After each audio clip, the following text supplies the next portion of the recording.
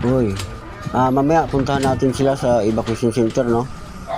Pagmasdan lang natin dito ang kanilang mga sitwasyon. Nakita nyo naman ang tubig, hindi kaya yung tingnan. Dito para tayo, no, sa Purok 6 ng Bigaa, Cabuyao, Laguna. Kalundag-lundag ka dyan. Happy na dala. Mama, ikisan pinadala sa'yo ah.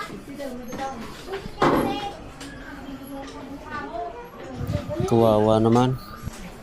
Yung ibang mga bata kasi nasa evacuation center, yung mga papa mama nila nagtrabaho. Kita mo, nagtitiyo sila ng ganito, oh. Paano kaya kung pupunta tayo sa evacuation center, no? Tara, samahan niyo ako umikot sa kanilang mga tent.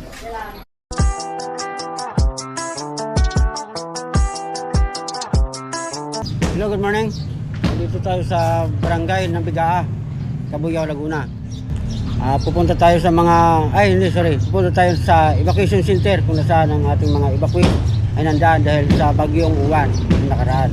Tara, puntahan natin sila at titingnan kung ano ang sitwasyon ngayon. Dahil doon sa bagyong Uwan,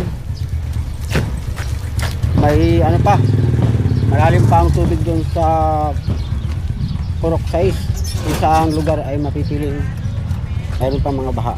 Tara, puntahan natin.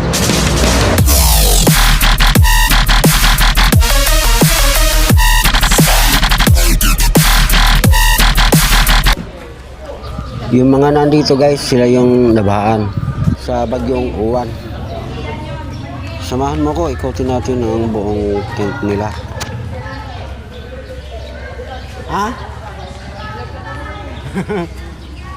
Baka maghanap tayo ng sponsor. Siyempre, maghanap tayo ng sponsor. Bukas na. Kaibigan ko guys. Alam nga yun. Naman mo kagad eh.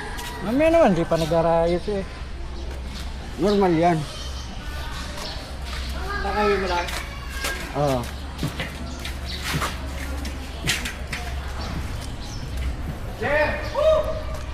Okay, sa mabuting puso, share your blessing. Teka, tinan mo yung ano nila, oh.